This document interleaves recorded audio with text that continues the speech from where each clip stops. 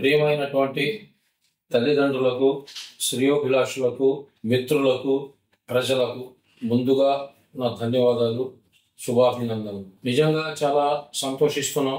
ఎందుకంటే మన ఏరియాలో ఆక్స్ఫర్డ్ ఐఐటి ఇంగ్లీష్ మీడియం స్కూల్ను స్థాపించి గత 2 సంవత్సరాల నుంచి మంచి బ్రహ్మాండమైనటువంటి ఫలితాలు సాధించారు. దీని అందరికి కారణం ఉపాధ్యాయులు, మేనేజ్మెంట్ వాళ్ళు. కాబట్టి వాళ్ళందరికీ మరొకసారి నేను కృతజ్ఞతలు, ధన్యవాదాలు తెలుపుతా ఉన్నాను. తల్లిదండ్రులకు ఒక ముఖ్య విషయం నేను చెప్పదలుచుకున్నా.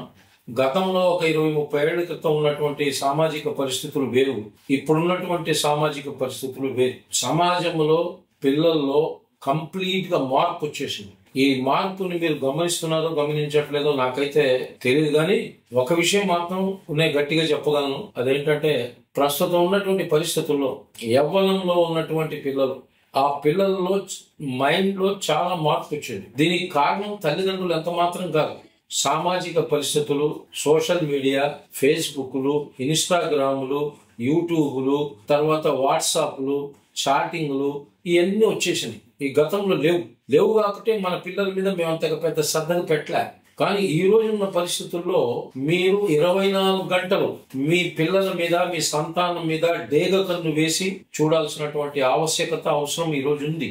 మరి మీరందరూ చాలా మంది ఉద్యోగాలకు వెళ్తుంటారు, పనులకు వెళ్తుంటారు, సంపాదన కోసం వెళ్తుంటారు. ఇంట్లో మహిళలేమో ఇంట్లో పనులు చేసుకోవడానికి నిమగ్నమై ఉంటారు. అలాంటప్పుడు మీ పిల్లల యొక్క బంగారు భవిష్యత్తు కోసం మీరు పనులు మానుకుని ఉండలేరు. అలాగని స్కూళ్ళకి, కాలేజీలకేమో మహిళలు రాలేదు. కాబట్టి ఇక్కడ ఒక మంచి అడ్మినిస్ట్రేషన్ చేసే స్కూల్ని, క్రమశిక్షణ గల స్కూల్ని, చాలా అద్భుతమైనటువంటి క్రమశిక్షణ నేర్పే ఒక వ్యవస్థని తల్లిదండ్రులుగా మీరు ఎన్నుకోవాలి. మీరు ఎన్నుకుంటే ఏమవుతుందంటే మీ యొక్క డ్యూటీ, తల్లిదండ్రులు చేయవలసినటువంటి ఏదైతే డ్యూటీలు ఉన్నాయో, ఏదైతే పిల్లల యొక్క భవిష్యత్తు నిర్మించే కార్యక్రమాలు ఉన్నాయో, అవన్నీ ఇక్కడ మంచి ఎడ్యుకేషనల్ ఇన్స్టిట్యూషన్ అంటే మంచి స్కూల్లో ఉన్నటువంటి మేనేజ్మెంట్ కానీ, టీచర్లు కానీ వాళ్ళు చూసుకుంటారు. అలాంటి స్కూల్ని మీరు సెలెక్ట్ చేసుకోవాలి. దాంట్లో ఈ అగ్రగామిగా, చిలుకలూరుపేటలో అగ్రగామిగా ఉన్నటువంటి స్కూళ్లలో ప్రథమ స్థానంలో ఉండేది ఆక్స్ఫర్డ్ స్కూల్. ఇది నేను చెప్పేది కాదు, పేరెంట్ల యొక్క ఫీడ్బ్యాక్. పేరెంట్లు, తల్లిదండ్రులు వచ్చి చెప్తున్నటువంటి విషయం. చాలా మంది తల్లిదండ్రులు వచ్చి చెప్తా ఉన్నారు, మా పిల్లవాడికి అసలు ఇంతకు ముందు పరిస్థితులు బాగా, ఇంట్లో మాటలు వినేవాడు కాదు, తిరగబడేవాడు, అలాంటిది చాలా సౌమ్యంగా అవుతా ఉన్నాడు, చెప్పిన మాట చెప్పినట్టు ఉంటున్నాడు, మాకు చాలా ఆనందంగా ఉంది సార్ అంట. ఆ ఒక్క మాట, ఆ ఒక్క డైలాగు మా యొక్క స్కూల్ యొక్క స్ట్రెంగ్త్ ని, బలాన్ని పెంచుతారు. కాబట్టి నేను ఈ సందర్భంగా మీకు ఒకటే చెప్తున్నాను. ఎందుకంటే అక్కడ మార్పు ఎంత దారుణంగా మార్పులు వచ్చేసినాయి అంటే, ఒక్క విషయం మీరు గమనించాలా, ఒక 50 ఏళ్ళు వెనక్కి వెళ్తే మనం యవ్వనంలో ఉన్నప్పుడు 20 ఏళ్ళు, 22 ఏళ్ళు ఉన్నటువంటి ఆడపిల్లకు కానీ, మగపిల్లవాడికి కానీ సామాజిక పరిస్థితులు ఆ స్పృహ ఉండేది కాదు. కానీ ఈ సోషల్ మీడియా వల్ల, ఈ ఫేస్బుక్లు, ఇంటర్నెట్లు, ఈ యొక్క ఏదైతే ఇన్స్టాగ్రామ్లు, వీటి వల్ల ఎంత మార్పు వచ్చిందంటే, ఆనాడు 25, 26 ఏళ్ల పిల్లలకు ఉన్నటువంటి మానసిక పరిస్థితి ఈ రోజు 10 ఏళ్ల ఆడపిల్లలకి, మగ పిల్లలకి వచ్చేసింది. ఇది వాస్తవం. ఇది చాలా గమనించదగ్గ విషయం. ఇది అంటే ఆనాడు 25, 24 ఏళ్ళకు కూడా విషయాలు తెలిసేవి కావు, విషయ పరిజ్ఞానం ఉండేది కాదు. సామాజిక విషయ పరిజ్ఞానం, శారీరక విషయ పరిజ్ఞానం అది తెలిసేది కాదు. అది కానీ ఇవాళ 8, 10 ఏళ్ల పిల్లలకు కూడా, ఆడపిల్లలైనా మగపిల్లలైనా, వాళ్ళు కంప్లీట్ గా తెలుసుకున్నారు. కానీ ఒక్క విషయం నేను చెప్పదలుచుకున్నాను మీ పేరెంట్ అందరికి కూడా. మీరేం చేస్తున్నారంటే, మా పిల్లలు ఆడపిల్లైనా మగపిల్లైనా, కాలేజీ చదివే అమ్మాయి అయినా, 9వ తరగతి అయినా, 8 అయినా, 10 అయినా, 7 అయినా, మా పిల్లలు కరెక్ట్ టయానికి వెళ్తున్నారు, స్కూల్కి టయానికి వస్తున్నారు. ఇంతవరకే గమనిస్తున్నారు. మీరు టయానికి వెళ్ళి టయానికి వస్తున్నారు అనుకుంటున్నారు మీరు. కానీ ఈ మధ్య ఈ టైంలో జరిగే విషయాలన్నీ వాచ్ చేయాల్సింది, పరిపూర్ణంగా గమనించాల్సింది టీచర్లు మాత్రమే.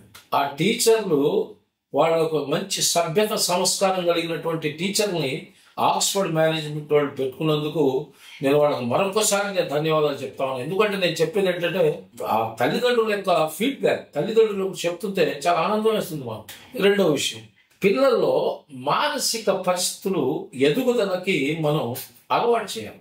జనరల్ గా మీరు చూడండి, న్యూస్ లో చూస్తుంటారు మీరు, ఐఏఎస్ చదివినటువంటి వ్యక్తులు, ఆడపిల్లలైనా మగపిల్లలైనా, చివరి దశలో ఇంటర్వ్యూలో ఫెయిల్ అయితే వాళ్ళు చేసుకోలేని పనులు కూడా చేసేస్తున్నాం. అంటే ఆవేశం తట్టుకోలేక భయభ్రాంతులు గురైపోయి ఇబ్బందికరమైన పరిస్థితి కల్పిస్తున్నారు తల్లిదండ్రులు. అది పోయి వాళ్ళలో మానసిక స్థైర్యం, అంటే దాన్ని మానసిక బలం అంటారు. ఎలాంటి క్లిష్టమైనటువంటి పరిస్థితులైనా తట్టుకొని నిలబడేటువంటి కెపాసిటీని బిల్డప్ చేయాలి, ఏర్పాటు చేయాలి. అది తల్లిదండ్రుల వల్ల కాదు, అది టీచర్ల వల్ల, ఉపాధ్యాయుల వల్ల అయితే. మేము ఆనాడు చదువుకున్నప్పుడు అయ్యే నేర్పారు మాకు. ఎంత నష్టం వచ్చినా, ఎంత కష్టం వచ్చినా, 100కు 100 వచ్చినా, 100కి 50 వచ్చినా ఆ తట్టుకొని నిలబడగలిగే శక్తి, బలాన్ని, ధైర్యాన్ని పిల్లలకు అందించాలంటే అది తల్లిదండ్రుల వల్ల కాదు. అది ట్రైన్డ్ పర్సన్స్ కాదు వాళ్ళు. ఇక్కడ టీచర్లు, ఉపాధ్యాయులు well trained teachers, well trained వాళ్ళు. వాళ్ళకి తెలుసు మానసిక పరిస్థితి ఎలా ఉంటుంది పిల్లలది అనేది తెలుసు. కాబట్టి వాళ్ళలో ఆ ధైర్యం నింపాలి పిల్లలు. ఎప్పుడైతే ఆ ధైర్యం నింపుతామో పిల్లల మనసులో, వాళ్ళు మాత్రమే సక్సెస్ అవుతారు జీవితంలో. మీరు చూడండి, నేను 2-3 ఉదాహరణలు చెప్తాను. ధీరుభాయ్ అంబానీ, గుజరాత్ అతను. ఆయన ఎడం చెయ్యి, కుడి చెయ్యి లైట్ గా పెరాలసిస్ ఉంది చిన్నప్పటి నుంచి. మరి ఆయన గుజరాత్ నుంచి ట్రైన్ ఎక్కి ముంబై వచ్చాడు. ఆయన పెద్దగా చదువుకోలే, 7వ తరగతి 8వ తరగతి చదివి మానుకొని వచ్చాడు. మరి 2 పిల్లలు కన్నాడు, అనిల్ అంబానీ, ముఖేష్ అంబానీ. వాళ్ళ పరిస్థితి ఏంటి? ఆయన గుజరాత్ నుంచి వచ్చి ఉద్యోగం దొరక్కపోతే గుడి మెట్ల మీద కూర్చొని ఆ పెట్టే ప్రసాదాలు తిని బతికి బాంద్రా రైల్వే స్టేషన్ ముందు ఉన్నటువంటి పెట్రోల్ బంక్ లో నెలకు 40 రూపాయల జీతానికి చేరాడు ఆయన. హిస్టరీ చదవండి, తెలుస్తుంది. పనికిమాలిన వీడియోలు, పనికిమాలిన సినిమాలు, సీరియల్స్ చూస్తే ఉపయోగం ఉంది. పెద్ద పెద్ద మనుషుల యొక్క హిస్టరీలు చదవాలి, వాళ్ళ యొక్క యాటిట్యూడ్ చదవాలి. ఎలా సాధించారు వాళ్ళు? ఏమైనా డబ్బులు ప్రింట్ చేసే మిషన్ పెట్టి ప్రింట్ చేశారు ఆ డబ్బులు? ఇవాళ భారతదేశంలో మొట్టమొదటి కోటీశ్వరుడు ఉన్నాడంటే ముఖేష్ అంబానీ. ఎలా వచ్చింది వాడికి? వాళ్ళు ఏమైనా మిషన్ పెట్టి ప్రింట్ చేస్తే ప్రభుత్వం ఊరుకుంటుందా? బేడి దేశం లోపల పడేస్తుంది. ఏపీజే అబ్దుల్ కలాం పసితనంలో తల్లిదండ్రులు చనిపోయారు. వాళ్ళ అక్క దగ్గర, బావ దగ్గర పెరిగాడు ఆయన. చదువుకోవటానికి ఆనాడు ఆయన స్కూల్లో 6వ తరగతికి ₹5.65 ఫీజు. ఆ డబ్బులు లేక సైకిల్ కొనుక్కొని సైకిల్ మీద పేపర్లు వేసేవాడు. పేపర్కి 1 పైసా 2 పైసలు మిగిలాయి. ఆ డబ్బులు పెట్టి ఫీజులు కట్టి చదువుకున్నాడు. ఏంటి వాడి పరిస్థితి? ఆయన ఏంటి? ఒకటే చెప్తున్నాను నేను, కష్టపడే తత్వం, కష్టాలను ఎదుర్కొనే ధైర్యం, ఈ 2 మనుషులు ఎప్పుడైతే ఉంటాయో వాడు మాత్రమే విజయం సాధిస్తారు. ఒకటే చెప్తున్నాను నేను ఫైనల్ గా, మీ పిల్లలు ఐఏఎస్ అయినా, ఐపీఎస్ అయినా క్రమశిక్షణ లేకపోతే వృధా. వాడు సాఫ్ట్వేర్ ఇంజనీర్, డాక్టర్ అయినా, ఎంబీబీఎస్ డాక్టర్ అయినా, ఎవరైనా మీ పిల్లలు అవుతారు, తప్పకుండా అవుతారు, నో డౌట్. కానీ వాళ్ళలో క్రమశిక్షణ కనుక లేకపోతే దాంట్లో రాణించలేదు. ఫర్ ఎగ్జాంపుల్, ఒక ఆయన విజయవాడ డాక్టర్ గారు, ఎంఎస్ డాక్టర్, పేరు చెప్పను, ఒక 6 నెలల క్రితం బాగా డబ్బు సంపాదించాడు. ఒక పేషెంట్ కడుపులో నొప్పి వచ్చింది, ఒక ఆమె ఒక కిడ్నీ తీసి అమ్మేశారు. అది తెలిసినాక పోలీస్ కేసు అన్ని తీసుకెళ్లి అరెస్ట్ చేశారు. ఏంటిది? సమాజం ఎలా ఉంది? ఆయన ఎంబీబీఎస్ డాక్టర్, ఎంఎస్ డాక్టర్, పేరు ప్రఖ్యాతులు కలిగినటువంటి డాక్టర్, కానీ క్రమశిక్షణ లేదు.